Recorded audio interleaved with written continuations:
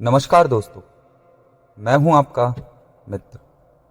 दोस्तों, आज का वीडियो आप सबके लिए बहुत ही इम्पोर्टेंट होने वाला है, क्योंकि हर इंसान अपनी लाइफ में कुछ आदतों को बदलना चाहता है। इंसान अपनी लाइफ में बहुत कुछ सोचता तो है, पर उसको कर नहीं पाता। अपनी आदतें बदलना तो चाहता है, पर बदल नहीं पाता। आज इस वीडियो में बताई गई बातों को अगर आप अपनी प्रैक्टिकल लाइफ में इम्प्लीमेंट करते हैं तो आप अपनी आदतों को बदल सकते हैं, अच्छी आदतों को अपना सकते हो, अपने माइंड की थिंकिंग चेंज कर सकते हो।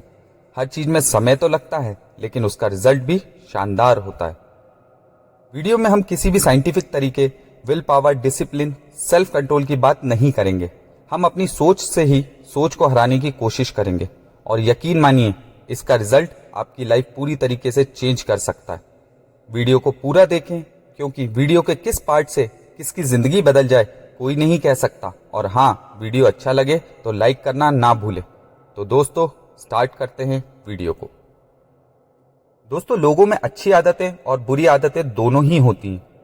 अच्छी आदतें जो जिंदगी को सुधार देती है, और बुरी आदतें जिंदगी को बर्बाद कर देती हैं, जो आपको आज नहीं आने वाले कल में समझ आएगा। आज हम सिर्फ उन आदतों को छोड़ने की बात कर रहे हैं जो लाइफ के लिए गलत हैं, जिनको छोड़ने के बाद एक अच्छी लाइफ जीने में मदद मिलती है। हैबिट को बदलने के लिए लोग एलोपैथी, आयुर्वेदिक मेडिसिन का इस्तेमाल करने की तरफ ज्यादा ध्यान देते हैं।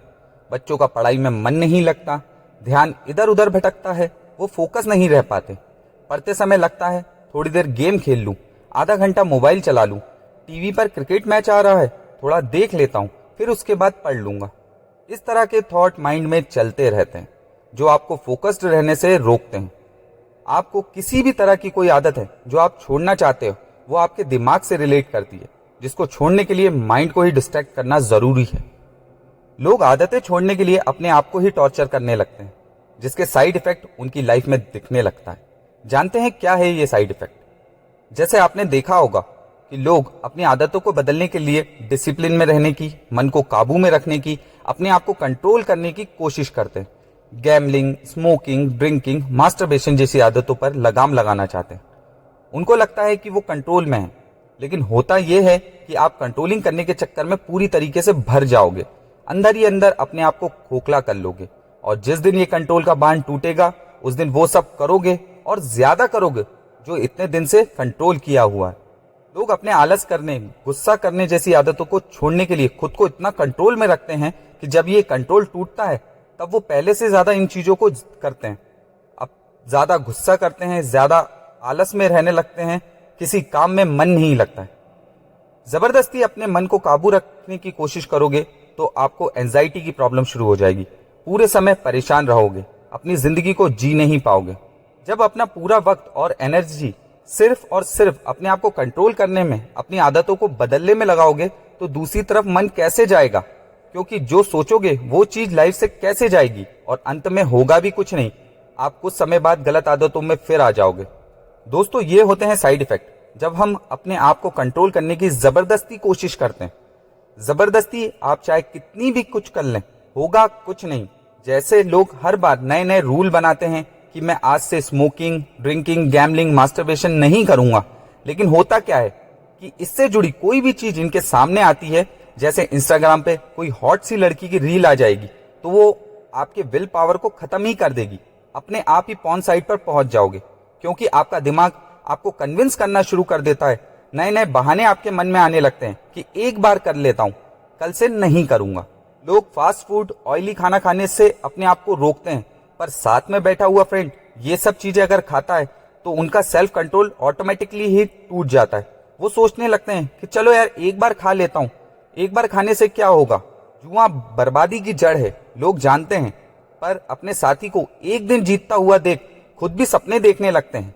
आपका दिमाग आपको कन्विंस करने लगता है, वो कोई ना कोई थॉट आपके मन में डाल ही देता है, जिससे आपको लगता है कि बात तो सही है यार, मैं भी एक बार ट्राई करता हूं, शायद मैं भी इसी की तरह जीत जाऊं। आपका दिमाग इतना पावरफुल होता है, उसमें इतना ज्ञान भरा होता है, जो आपसे कुछ भी करवा ही लेता है। हम इंसान कैसे न कैसे अपने आप को मना ही लेते हैं, कोई भी लॉजिकल बात सोचकर। यहाँ self control, will power work नहीं करता है। सभी को पता है कि सुबह जल्दी उठना चाहिए, हेल्दी फूड अच्छे होते हैं, वर्कआउट करना चाहिए, लेकिन आपका मन आपको हेल्दी की जगह टेस्टी फूड खाने, वर्कआउट की जगह आराम करने की तरफ ले जाएगा। वो आपको कन्विंस कर ही लेगा, क्योंकि दिमाग आपको आसान चीजों की तरफ ले जाता है। पढ़ाई करने में लोगों का वैसे ही मन नहीं लगता और ये दिमाग उस डिजायर को फुलफिल करने में मदद करने लगता है। ओवरऑल कहा जाए तो आपकी थिंकिंग के ऊपर हमेशा आपकी फीलिंग भारी पड़ती है। अब बात आती है कि असल में प्रॉब्लम कहाँ आ रही है। जो हम सोच रहे हैं वो कर क्यों नहीं पा रहे हैं। लाइफ में रिसोर्सेस आते ही हम क्यों गलत आदतों में वापस चले जाते हैं। अब करें तो क्या करें इस सिचुएशन में कि जो हमारा दिमाग ये सोचना ही बंद कर दे, हमें कन्विंस करना ही बंद कर दे। तो आइए इस बात को समझते हैं। द फेमस ऑथर डैनियल कैनेमैन के द्वारा टू ब्रेन फिलॉसफी का जिक्र किया गया है। डैनियल कैनेमैन वही ऑथर है जिसने थिंकिंग स्लो एंड फास्ट लिखी है। डैनियल कैनेमैन के अनुसार हमारा दिमाग दो पार्ट में डिवाइड है। एक होता है थिंकिंग ब्रेन और दूसरा होता है फीलिंग ब्रेन। बात करते हैं थिंकिंग ब्रेन की। थिंकिंग ब्रेन का काम होता है सोचना। जैसे रोजमर्रा की जिंदगी में हम लोग सभी काम सोच समझ कर करते हैं। हमें सुबह जल्दी उठकर ऑफिस जाना है, वहां कैसे काम करना है, ऑफिस जाने से पहले खाना बनाना है, नहाना है, एक्सेट्रा। एक सिंपल एग्जांपल से आपको समझाने की कोशिश करता हूं। जैसे आप ये वीडियो देख रहे हैं, आप इससे कुछ सीख रहे हैं, आपको वीडियो पसंद आ रहा है, आपको वीडियो की वॉइस अच्छी लग रही है, वीडियो को देखने के बाद आप भी अपनी लाइफ को चेंज करने का सोच रहे हैं। ये सारे काम आपका थिंकिंग ब्रेन कर रहा है। अगर ओवरऑल कहूं तो आप जिंदगी के सारे फैसले थिंकिंग ब्रेन की मदद से ही लेते हैं। थिंकिंग ब्रेन को इमोशन समझ नहीं आता, ये सिर्फ गलत और सही का फैसला करता है। इस ब्रेन को सिर्फ लॉजिक समझ में आता है, लेकिन इतना कुछ समझ आने के बाद भी थिंकिंग ब्रेन के ऊपर फीलिंग ब्रेन हमेशा भारी पड़ता है। आइए दोस्तों समझते हैं ऐसा क्यों है। फीलिंग ब्रेन, इस ब्रेन को कोई लॉजिक समझ नहीं आता, ये सिर्फ इमोशन को समझता है। जैसे डर, गुस्सा, लालच, प्यार, नफरत, कोई भी काम हो वो फीलिंग ब्रेन का होता है। इसको आपके कमिटमेंट, रूल, अच्छा बुरा किसी चीज से कोई फर्क नहीं पड़ता।